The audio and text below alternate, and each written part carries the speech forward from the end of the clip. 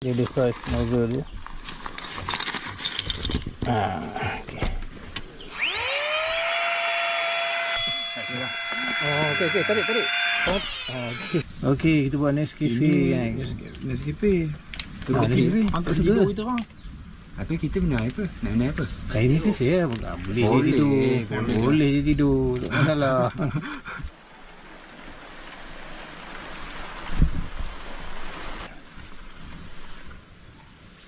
Okey, aku keluar daripada pondok. So nak tengok apa ni, dia orang dah masak ke belum. Kalau dah masak, kita boleh ambil makanan. So pondok kami terasing sikit di bawah sana. So CM masak dekat atas. Cantik.